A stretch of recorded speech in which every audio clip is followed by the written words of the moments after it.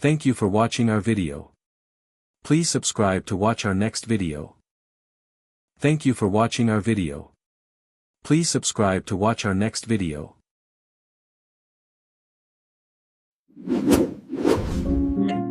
Thank you so much for watching. Subscribe to Black Jewelries and join us for more powerful Osh, a long time ago, that the loudest person in a room is almost never most dangerous one. Well, she had learned it on a mat in Toledo, Ohio, when she was 7 years old and too small to understand why her father kept telling her to breathe before she moved. And 15 years since then, proving that lesson true, over and over, in gymnasiums and arenas most people never think about. 3 days, a university in Boulder, Colorado, was going to learn it too.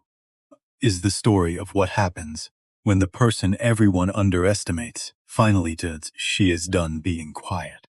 Oh, is a particular kind of silence that some people carry with them, and it is not the peaceful kind. Not the silence of a Sunday morning with nowhere to be. It is the silence of someone who has decided deliberately to disappear into a crowd. Grace Holloway carried that silence.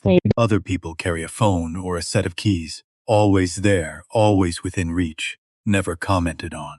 But she had been carrying it for almost 3 years, and she had gotten very good at it. News, good enough that she could walk across 11 casts of 11,000 Stenson students and leave behind almost nothing anyone would remember. Not an accident. She arrived at Weston University on a Monday in the second week of September, 22 years old, 5 feet 5 inches tall, brown hair tied back in a plain elastic band, wearing a gray zip-up hoodie that had gone soft with washing, and a pair of sneakers with 340 miles of roadwork already worked into the soles. No jewelry except a simple black watch. No logo, no statement, nothing that asked to be looked at twice. She was a mechanical engineering transfer student from a Mosler school outside Akron. And if you had passed her on the quad that first morning, you would have thought nothing of it at all. Was, in fact, the entire point. She found her way to Fenwick Hall for her 9 o'clock materials science lecture with 4 minutes to spare, which should have been enough. Was not, because the building had been renovated over the summer, and the main doors had been moved 60 feet to the east, and the temporary signage pointed her in exactly the wrong direction. By the time she pushed open the door to lecture hall, the professor had already begun, and every head in the room turned the way heads always turn when a door opens late. Host scanned the room quickly. There was one open seat, second row. She took it, set her bag down, and had her notebook open and the date written at the top of a McLean's page before she noticed the backpack sitting on the floor beside her chair and the varsity jacket draped over its back. My seat. The voice came from behind her, not startled, but pointed. The voice of someone who wanted the room to register his inconvenience. She turned. He was tall, at least 6'3", built with the particular wideness that comes from years of contact sports and the certainty that the world generally moves out of the way. Dark hair, an expensive haircut. A jaw set in an expression that suggested he had never once had a difficult conversation he could not simply outlast. Know his name yet. She would learn it soon enough. Bradley Kessler, Jr., lacrosse team. And the reason the newest building on the east side of campus was called the Kessler Athletic Pavilion. I'm sorry, Grace said, already standing. I didn't see your things. No kidding you didn't. A few people near him laughed. The uncertain kind of laugh people give when they are not sure something is funny, but have decided it is safer to be on the side that is laughing. She gathered her notebook and walked to the only open seat left, in the back corner, behind a support column. The kind of seat where you spend the semester listening more than watching. She sat down and kept writing. She did not write down what she was feeling. That was never the kind of thing she wrote down. By noon, the dining commons was loud in the particular institutional way of every college cafeteria in the country. Steam trays and dish soap, and 200 conversations happening at once. Oat found a table by the windows. Not the most central table, and not a hidden one either, just a table with good light and enough distance from the nearest cluster of people that she could actually think. Oh, she had been eating for about a minute in when she heard him coming before she saw him. Bradley Kessler moved through a room like someone who had never once been asked to take up less of it. He arrived with two friends, a thumb for short buzz cut and an athletics department polo two suits too tight, and a leaner one with the easy practiced laugh of somebody who had learned early that agreeing with the right person opens doors, then thinking carefully about what was said. Scanned the room. Bradley's eyes landed on Grace's table. He said something to the shorter one. The shorter one grinned.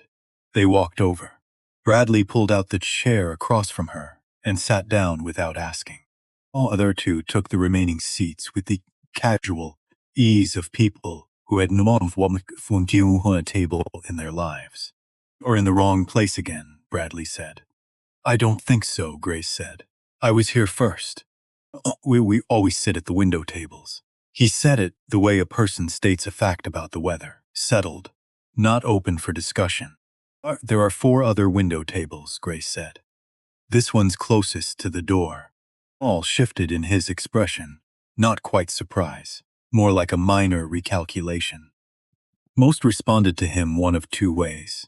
They moved immediately to avoid friction, or they laughed it off and made it easy for everyone. What did not usually do was look at him calmly and point out that there were 4 other window tables available. Oh, then well, he asked, his tone lighter, on the surface and harder, underneath it, the way ice looks like solid ground right up until you are standing on it. Ohio. He said it like he was naming a lesser product. What part? All part. That explains a lot. The lean one laughed on cue. Oh, Grace set her spoon down. Fact. She had Bradley with the unhurried attention of somebody who has spent years to read a situation before responding to it. The tight away his eyes kept flicking to the tables around them, checking his audience, making sure that the room was watching the performance he was building. At this exact type before, more times than she could count. Is there something you actually need from me? Oh, she asked. The question landed in the middle of his performance like a stone dropped into still water. Not, she continued, her voice level. I'd like to finish my lunch.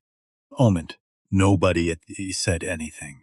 Then something moved across Bradley's face, not quite anger and not quite embarrassment. The particular look of a person who has run a familiar play and discovered the other side did not follow the expected script. He stood up.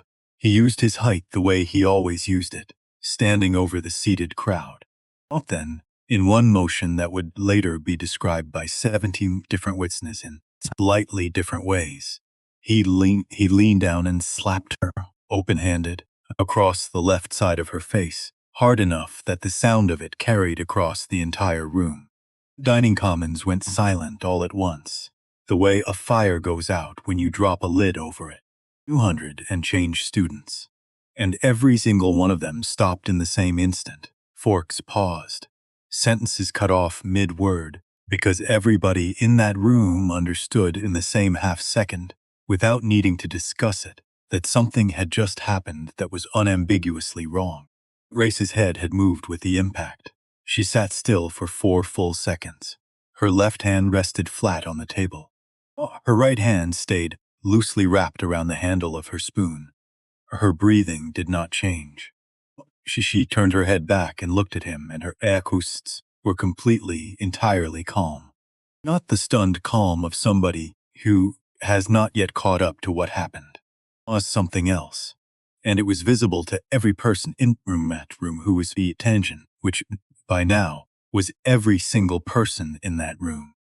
4 words.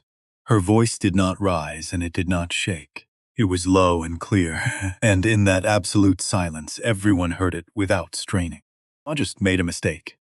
Bradley laughed, an honest laugh, the laugh of somebody filling a silence, because he does not know what else to put into it. Not okay, he said, grabbing his jacket off the back of the chair. Enjoy your lunch. Away. His friends followed, one immediately the other, lingering half a second longer, looking at Grace with an expression that was not quite guilt and not quite curiosity, and had no clean name. The noise of the room came back slowly. The way water finds its level again. Oh, Grace picked her spoon back up and finished her soup. Her hand was perfectly steady, not because she felt nothing, but because she had understood with a clarity that she trained under her bones without ever quite meaning to, that the single most important thing she could do in that moment was stay exactly where she was. 2 tables away, a second-year engineering student named Owen Marsh sat with his lunch untouched in front of him, his phone still in his hand from before the slap happened, recording without having entirely decided to. He watched Grace finish her meal, watched the particular straightness of her back, and he thought about that for a very long time. Across campus, in a small office in the athletics building, that the university let him keep of 31 years of loyalty and regional judo title, retired coach Walt was working on a crossword puzzle when his phone buzzed with a text from a former student. Something strange just happened in the dining hall. Bradley Kessler slapped a girl. She didn't react at all, just kept eating. He read it twice. He set his tea down and thought specifically about the phrase "didn't react at all," because in 31 years of coaching, that phrase had only ever meant one of 2 things. He put on his jacket and went for a walk. He found her 40 minutes later on the old, paved training square, behind the gym. Space nobody sued as you be more than start had been cut a decade earlier. Not stretching, she was not jogging. She was moving through a full judo katata, a formal solo sequence, with the kind of precision that comes only after tens of thousands of repetitions, precision that has moved past conscious thought entirely and become something closer to breathing. He watched her for a full minute before she noticed him, and when she finished, she turned and looked at him with deranged, unsurprised attentions of somebody who had been half expecting exactly this moment. "Know who I am," he said. "Coach Finch. You ran the judo program here from 1988 to 2021. Oh, you still keep an office." He nodded once. "National program. Until I was 19. Operdicial 23. Silva." He was quiet for a moment. Oh, he remembered that final. He remembered the call at the end that had gone the other way. "I watched that match," he said. "I know," she said. "You wrote about it in the coach's newsletter." "Oker's not Utbrang." "Maybe," she said. "Or maybe I let it get too close." Oh, he looked at her for a long moment, and then he asked the question that mattered. "No one on this campus aware of who you are?" "Because I wanted to find out if I could be a person before I was an athlete," she said. Alton wanted to know when Pimmy Sloppa saw me before they knew what I could do. Looked at the fading red mark on her cheek. "Bradley Kessler," he said. Not a question. She did not confirm or deny it. She did not need to. "I've done this before," Finch said. "Not always this directly, but the pattern's been there for 4 years. And every time, the institution has found a way to make it quiet." "Oh," Grace said. "I read the student paper archives before I transferred. His name shows up in the letters section. Always vague, always resolved without anything on record. He studied her for a long moment. Knew he went here before you enrolled." "I came here because Weston has one of the best mechanical engineering programs in the country," she said. "Lux beat 6 hours of being somewhere small where everyone already knew my whole story. Not walk a bit next, but I don't walk into a room without understanding what's in it first. What do you need?" "I'll ask. I need to know if you still have access to the university's old disciplinary files. Ones from before the digital system was migrated." He was quiet for a moment. "Come by my office tomorrow, 8 o'clock. That evening, Owen Marsh found her in the library, on the 3rd floor, in the corner where the light was good and almost nobody came after 7. He's down across from her, with a granola bar and the expression of someone who had thought carefully about whether to do this and decided to do it anyway. "Got me second Cepho at the table after it happened," he said. Everybody around you looking at each other, whispering, not doing anything, and you just finishing your soup like it was any other Tuesday. Watch the clip once. Don't post it, she said. I wasn't going to. I just felt like somebody should have it. That it happened, and somebody should have seen it and not looked away. Oakston, Owen, why didn't you say anything in the cafeteria, Owen? At the table, then back up.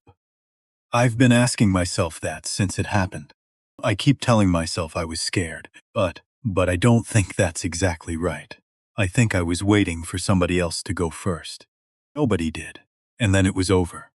That has a name, Grace said. A documented phenomenon. When more than one person witnesses something that requires a response, the odds that any single person acts actually go down with every additional witness, because everyone assumes somebody else will handle it. Doesn't make it okay. No, she agreed. It doesn't. But understanding why we do something is the first step toward deciding whether we'll do it the same way next time. I looked at her for a long moment. If this goes further, he said, I'll say what I saw. On the record, she nodded once, and it was enough. The next afternoon, walking back from a meeting with the Student Affairs office, Grace felt the shift in the air behind her. Before she heard anything, the particular change that happens when someone has decided to close a distance. Adjusted her path toward the more populated part of the quad, and kept walking, where they caught up with her, and way near the side entrance of the engineering building. Marcus Doyle got there first, planting himself in front of her, chest forward, chin tilted up, the posture of a man who has been told his size is an argument. Reed came up on her left, not as close, present without being primary. Bradley stood behind her. I heard you filed a report, Bradley said. I did. That was stupid. So. Marcus stepped closer, reducing the space between them without touching her. Oh, you should think about who you're doing this to, Bradley said. And what happens to people who make problems for certain families in certain places. Sounds like a threat, Grace said.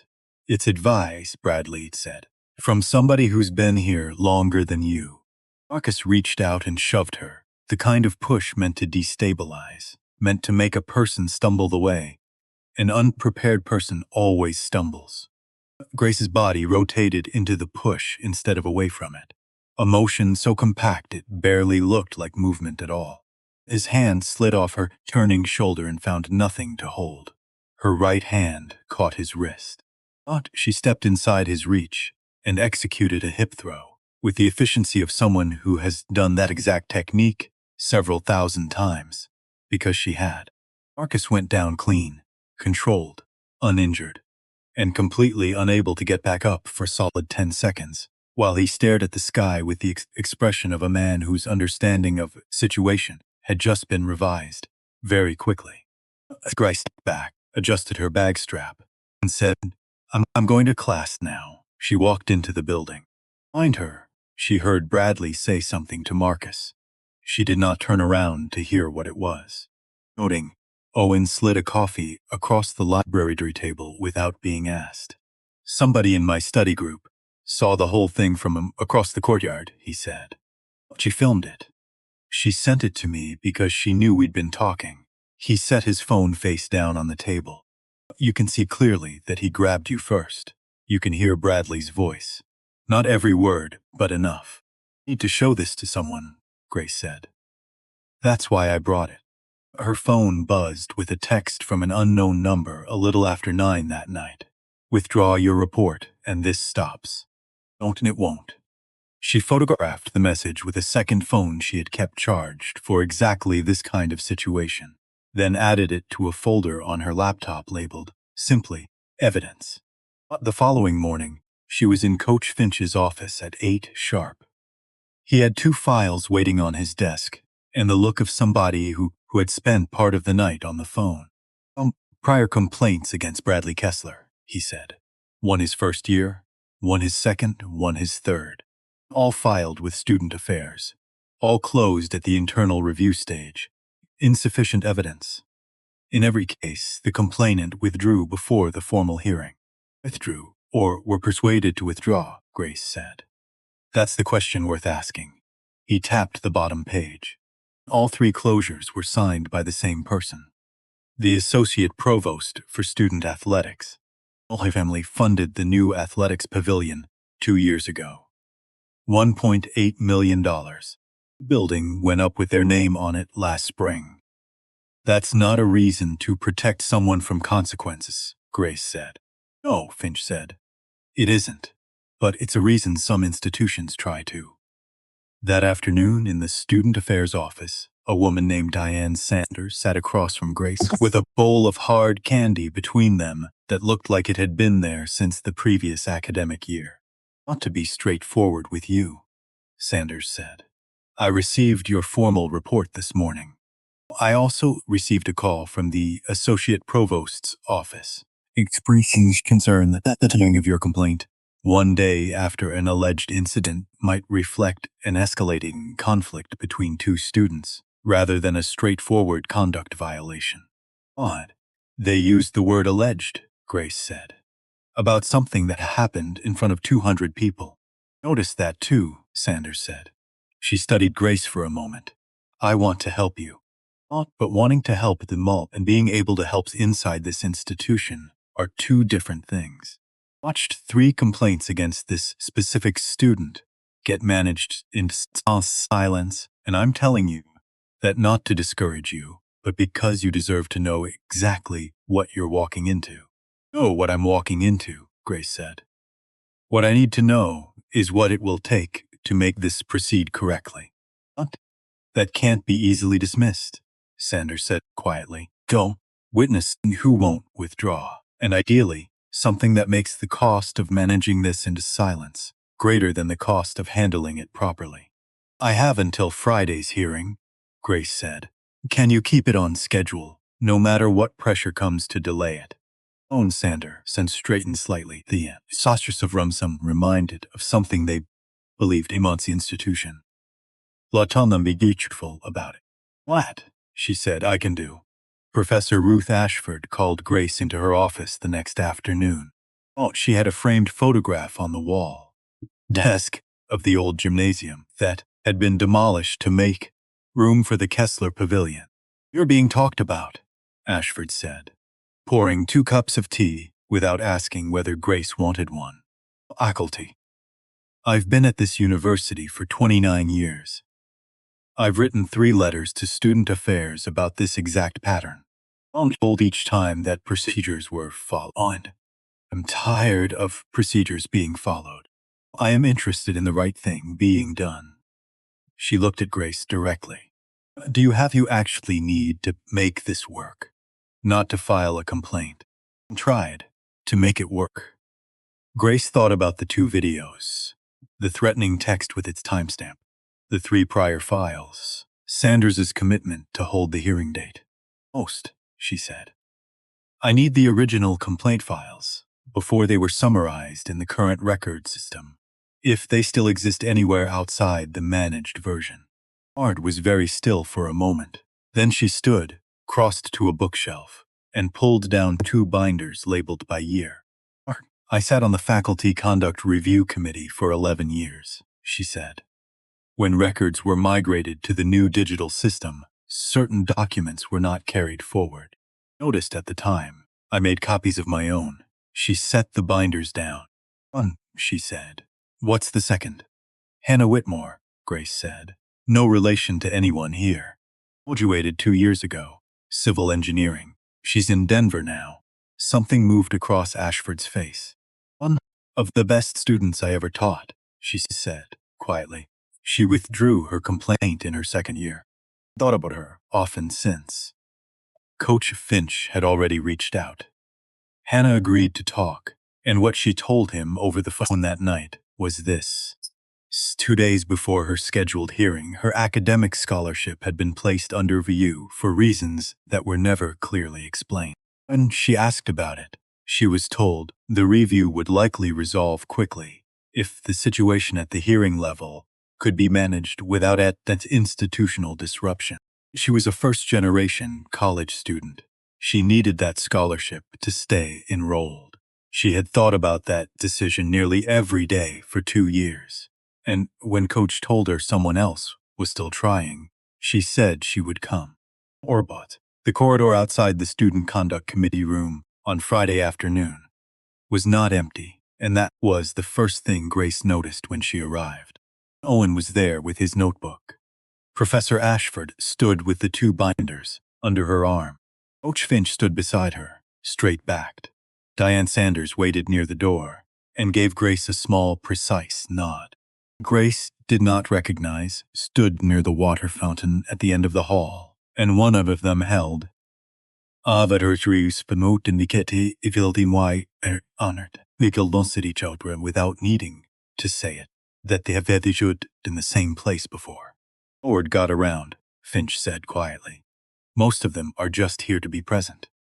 Sometimes that's what an institution needs to understand, that it's being watched.